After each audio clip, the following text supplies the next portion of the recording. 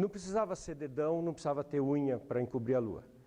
Bastava você pegar qualquer objeto, está lá olhando a Lua cheia, pega uma reguinha, coloca numa distância em que ela encubra exatamente a Lua.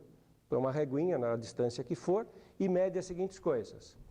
Quantos centímetros vai ter aqui no objeto que está encobrindo a Lua, na reguinha, mede essa distância entre o teu olho e o objeto na hora que ele encobriu a Lua. Você acabou de calcular isso aqui por semelhança de triângulos, como esses triângulos são semelhantes.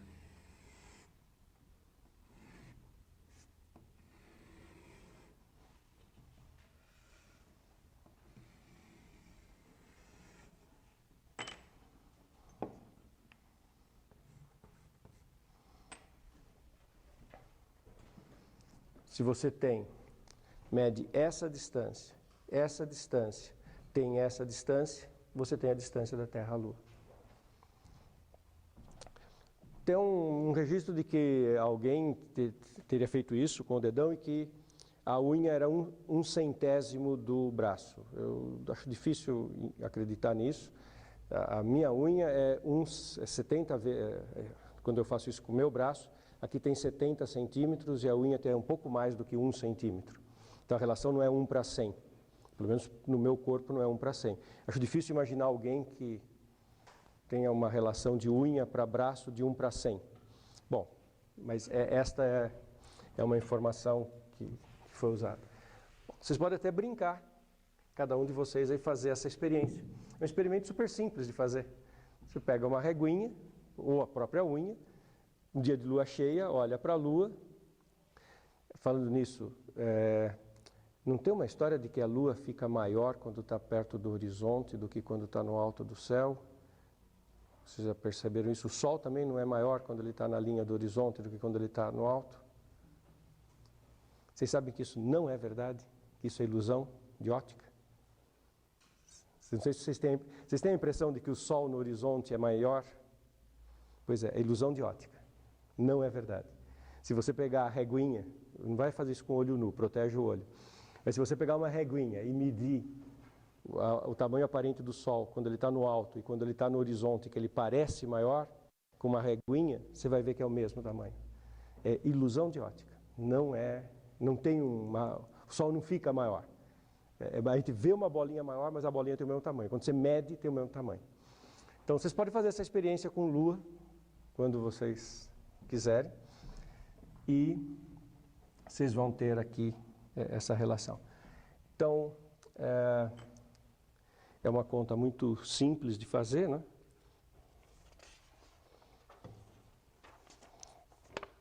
E, bom,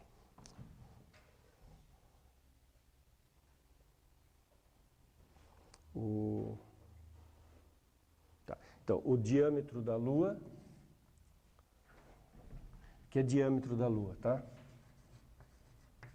Então, o diâmetro da Lua é 2 vezes o raio. Então, é 3.192.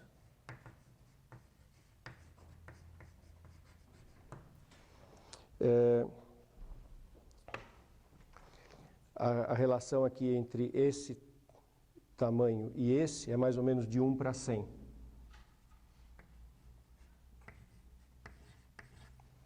Então você tem diâmetro da Lua, 3.192, está para 1,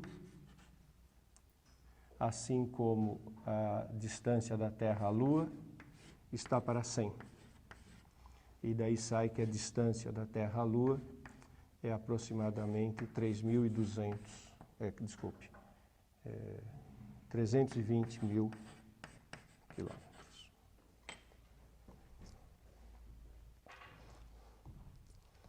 Então, eu fico sempre repetindo a mesma coisa, né? Eu fico fascinado com isso, pensar um pessoal há mais de 2.000 anos, sem nenhuma tecnologia, fazendo todas essas observações, todas essas contas e criando uma imagem do universo com a Lua, a Terra, calculando essas distâncias. Observem também que muitas vezes a gente se pergunta, né, para que fazer isso? Qual a vantagem? Aumentou a produção de trigo na Grécia, saber que a distância até a Lua era 320 mil quilômetros? Não. Mas assim como não aumentou a produção de trigo, as peças de teatro que foram feitas e as poesias. A gente faz porque a vida é melhor quando a gente faz, né?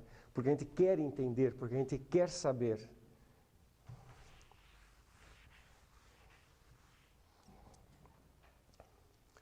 Bom,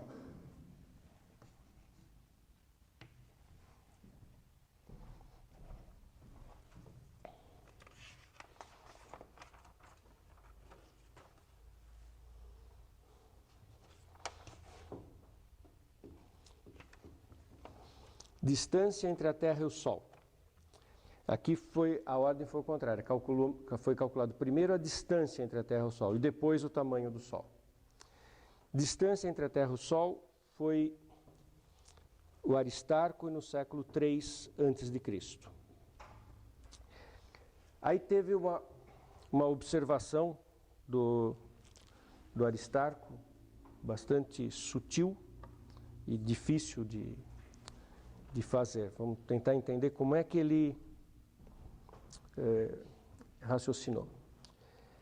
Fases da Lua. Aí ele pensou o seguinte: imagina Terra, Lua e Sol. E já essa ideia de que o Sol ilumina a parte da Lua, a gente vê da Terra a parte que o Sol iluminou. Quando a Lua está cheia, porque está toda uma metade que a gente está vendo. Quando a Lua é nova, a gente não vê a Lua. Aí tem a Lua crescente, a Lua minguante. E o que seria uma interpretação das posições do Sol, da Terra e da Lua nessas várias fases? E daí o Aristarco imaginou o seguinte: imagina a Terra, imagina a Lua com só metade visível, a Lua na situação que você vê metade, e imagina o Sol.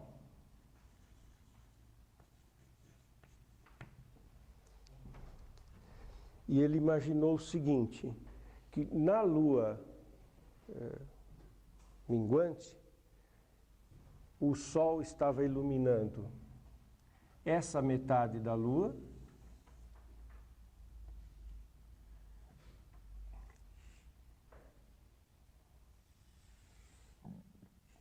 e que esse triângulo seria retângulo.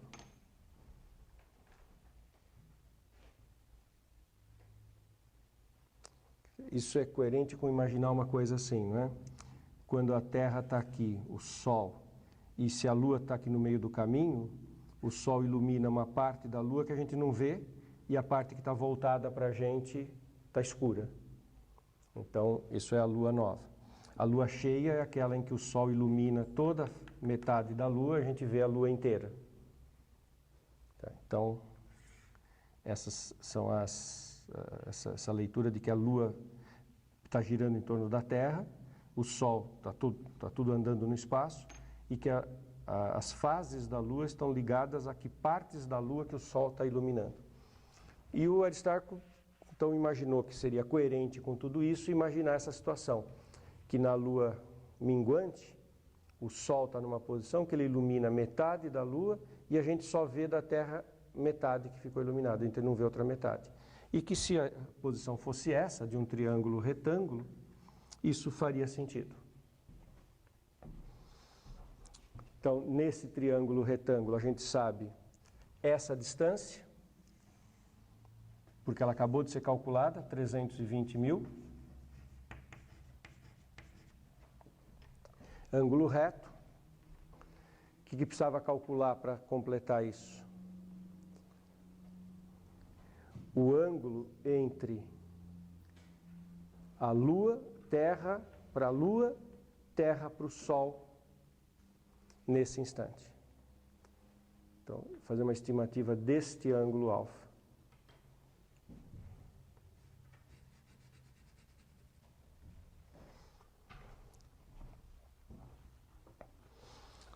E o Aristarco imaginou que esse ângulo, fez uma conta com esse ângulo, ele achou que era 87 graus. Foi uma estimativa meio grosseira, ele errou, é muito difícil calcular esse ângulo, mas ele imaginou 87 graus. Vamos chamar esse ângulo de alfa. Se eu obtiver aquele ângulo alfa, aí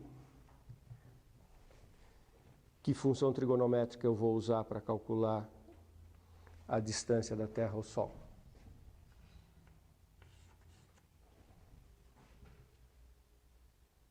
Cosseno. Aí cosseno alfa é 320.000 sobre D. D é 320.000 vezes o cosseno de alfa. Então, matou a distância da Terra ao Sol. Só como ilustração, ele chegou à conclusão que era 87 graus e achou que, esse fator aqui, é sobre, claro, eu errei aqui, claro.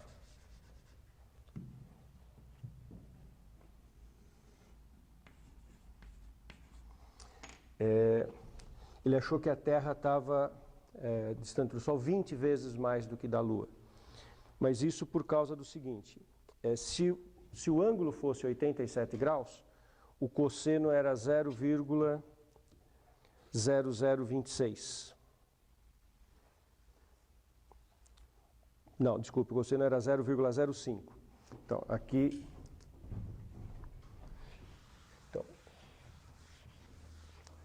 Então, aqui tem o erro do Aristarco. Ele estimou alfa igual a 87. O cosseno de 87 é 0,05. Então, se você divide aqui por 0,05, observe que isso aqui é igual a... dividir por isso é multiplicar por 20, porque isso aqui é 1 sobre 20. Então, se você divide por 1 sobre 20, você multiplica por 20. Então, o Aristarco achou que era 87, esse cosseno era 0,05, que é 1 sobre 20, e aí ele achou que a distância era 20 vezes maior. Na verdade, o ângulo é 89,85, o valor real, aquele alfa é 89,85, o cosseno de 89,85 é aproximadamente 0,0026, 1 sobre 0,0026 é aproximadamente igual a 384. E, na verdade, então, a distância da Terra ao Sol é 400 vezes a distância da Terra à Lua. Não era 20 vezes. Aí teve o problema de calcular esses ângulos. Quando esses ângulos chegam muito perto de 90, é difícil calcular. Por isso que aquele método de calcular o raio da Terra, em que o ângulo que apareceu foi 7, ele deu um resultado legal. Porque é um ângulo mais fácil de calcular e o cálculo das expressões trigonométricas fica mais simples. Aqui ficou mais... teve um erro maior.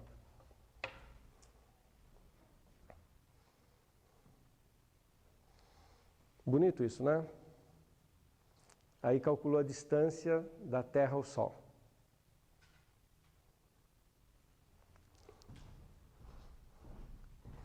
E tendo a distância da Terra ao Sol, calculou o raio do Sol.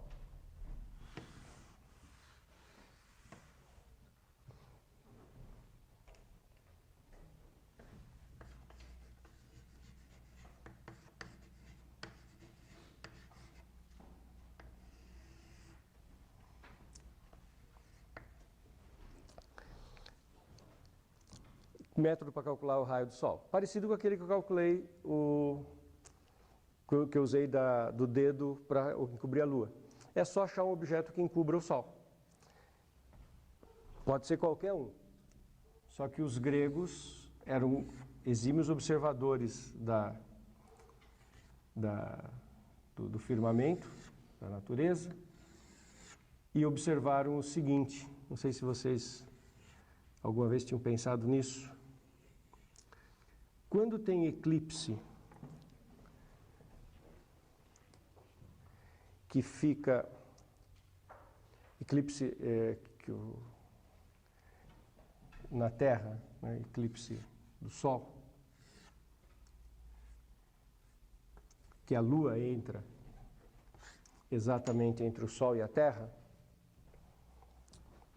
que a Lua encobre o Sol, não é eclipse em que a Terra encobre a Lua, é em que a Lua encobre o Sol. O tamanho aparente da Lua é exatamente igual ao tamanho aparente do Sol. Quando tem eclipse do Sol, a Lua vai entrando na frente do Sol e elas ficam quase que exatamente superpostos. Para fazer esse experimento não precisava ser verdade isso, mas belamente é verdade. A Lua encobre o Sol. Quer dizer, o tamanho aparente da Lua é o tamanho aparente do Sol. Quer dizer que quando tem o eclipse do Sol, a gente observa isso. Mas para fazer isso, bastava construir um objeto qualquer, que podia não ser a Lua, que se você colocasse na frente do Sol, encobrisse o Sol. E aí você tendo diâmetro da Lua, distância da Terra à Lua, já calculou a distância da Terra ao Sol.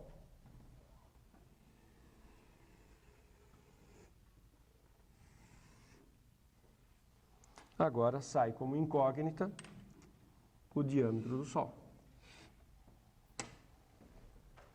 É só ter um objeto que encobre o Sol. E aqui, de novo, é uma regra de 3.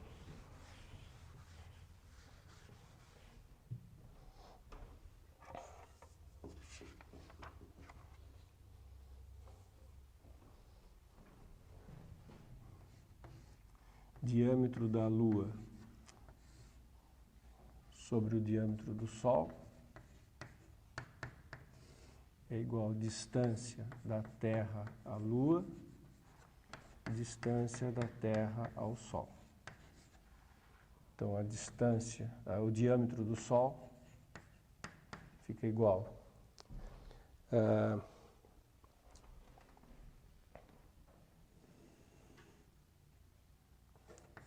distância da Terra à Lua, distância da Terra ao Sol, ao contrário.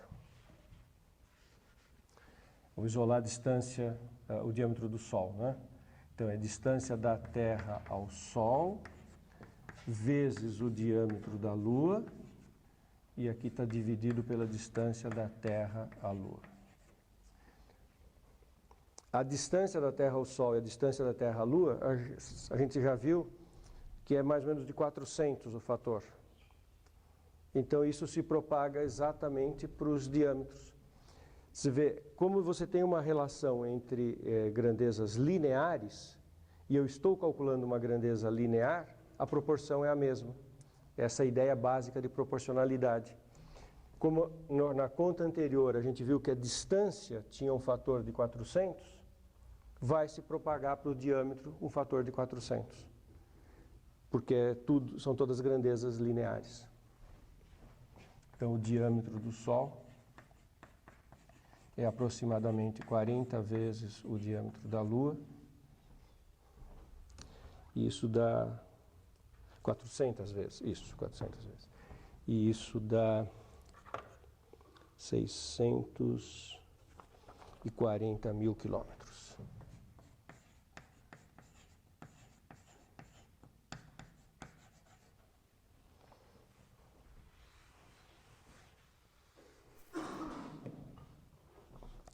Bom, tem mais 2 exercícios aí para a gente fazer.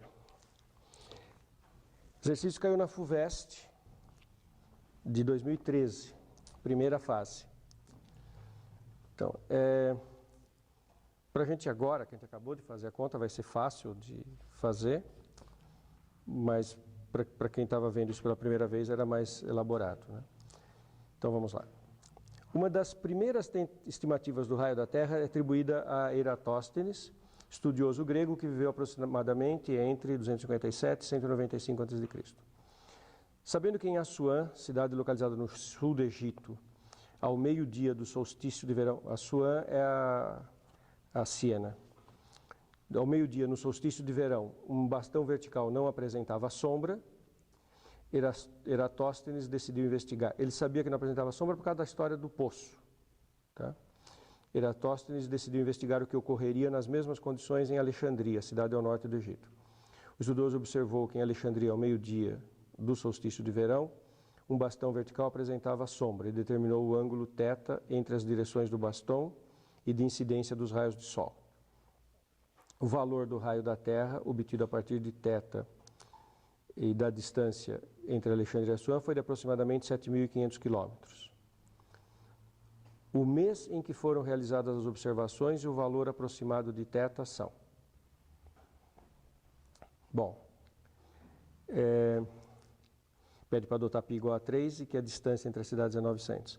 Faz a mesma regra de 3 que a gente fez, só que aqui está dado o raio da Terra, aproximadamente 7.500, que teria sido obtido, e que a distância é 900. Então faz o contrário. Quando eu fiz a regra de 3, a gente tinha o ângulo para obter o raio. Aqui deu o raio e pediu o ângulo. Historicamente não foi essa a importância foi o contrário na história. Na história ninguém estava interessado no ângulo, mediu-se o ângulo para achar o raio. E pergunta quando é que foi o dia que foi feito. Então é uma questão que exige dois conhecimentos. Primeiro, falou em solstício de verão, mas não é no hemisfério sul, é no hemisfério norte. Está falando de Grécia, de Egito. Então, quando é que é verão no hemisfério norte? É em dezembro ou em junho? Junho. Então, alternativas A, C e E. E o ângulo 7, 23 e 03. O ângulo é 7. Então, a alternativa é A.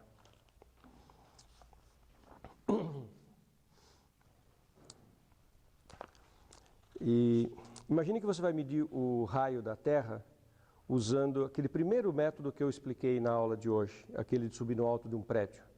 E que para isso você subiu no alto de um prédio de 30 andares. Então, faça uma estimativa da altura de um prédio de 30 andares. Esse tipo de pergunta pode ser muito usado em vestibular, né? Pedir para você fazer alguma estimativa de alguma coisa da vida prática. Qual que é uma estimativa para o prédio de 30 andares? Eu penso em 100 metros, pensando que cada pavimento tem a parte que as pessoas habitam e aquelas estruturas que ficam entre os dois andares, por onde passam canos, fiação, tubulações. Então, prédio de 30 andares, 100 metros. Então, qual que seria o seno do ângulo obtido? Olha por que aquele método é difícil. Exercício 2. O seno de θ, que apareceu na minha fórmula, era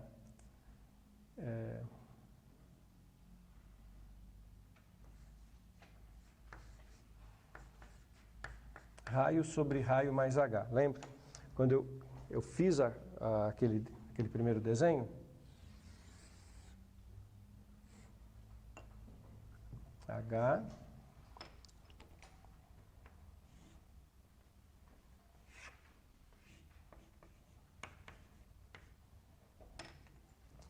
então o seno de θ é cateto oposto sobre cateto adjacente. Bom, nós sabemos que o raio da Terra é da ordem de 6.300 quilômetros. E nós estamos falando de um H que é da ordem de 100 metros. Então, isso aqui vai ser 6.300 quilômetros, que é 6.300.000 metros. 1 quilômetro tem 1.000 metros. Dividido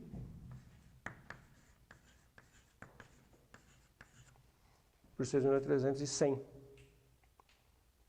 Então, esse número, eu fiz a conta, dá 0,498. 0,99998. Quer dizer, é um seno muito, muito, muito perto de 1.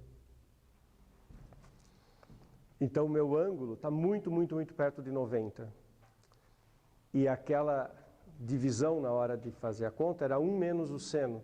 Então, dá um número muito perto de zero. E essa que é a dificuldade de fazer o cálculo do raio da Terra com esse método, porque vai dar uma sensibilidade em relação a pequenos erros muito grande. Se você erra um pouquinho no ângulo, aumenta-se o número de noves aqui, e aí você vai dividir por 0,0000, e essa divisão fica muito sensível a pequenos erros na medida do ângulo.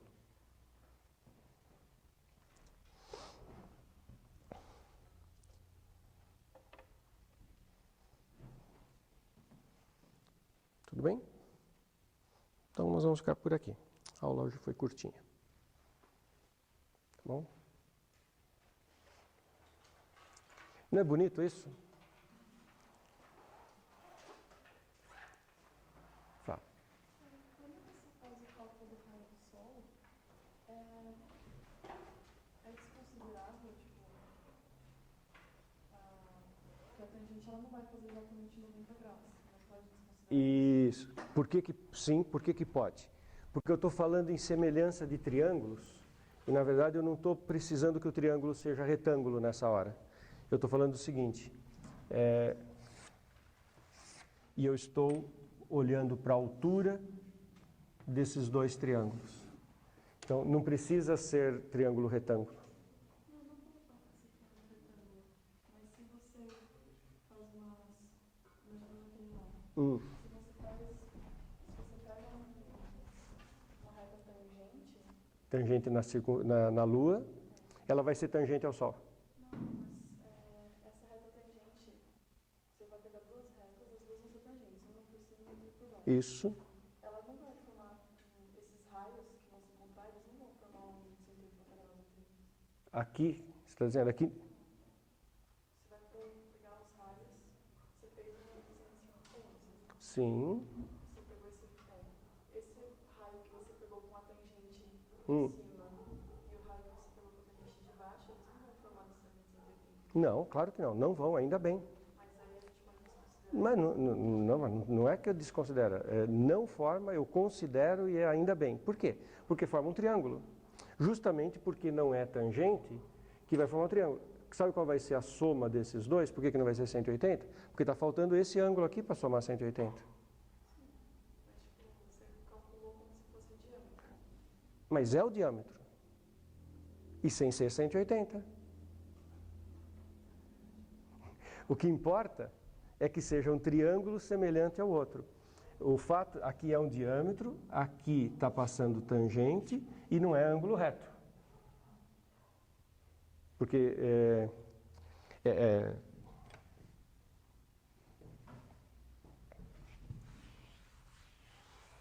então, não, essa reta ela não é perpendicular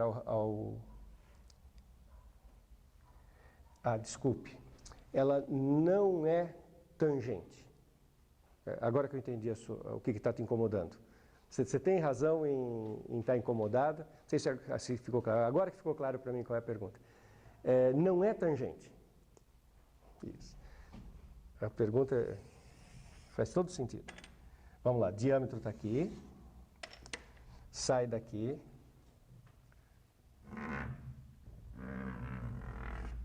E passa desse jeito. Eu não preciso que seja tangente. Agora eu entendi a sua pergunta e faz todo sentido. Se fosse tangente, era perpendicular, as duas retas seriam paralelas, não teria um vértice aqui, não teria triângulo. As retas das quais eu estou falando, elas não são tangentes. Se eu falei a palavra tangente, falei errado. Então, não é tangente. Ela passa aqui, ó. Então ela corta aqui. Mas é desse triângulo que nós estamos falando. E com esse triângulo é que funciona. Na Lua acontece a mesma coisa, também não é tangente. Certo? Esse raio de luz passa pelo olho, passa pelo interior, porque se fosse tangente, você bota o diâmetro, tangente seria perpendicular, daí seria retas paralelas, não teria esse vértice aqui no nosso olho. A reta que passa pelo nosso olho, pelo diâmetro e pelo diâmetro, ela não é tangente. Ainda bem, porque senão não formava triângulo. Tá certo?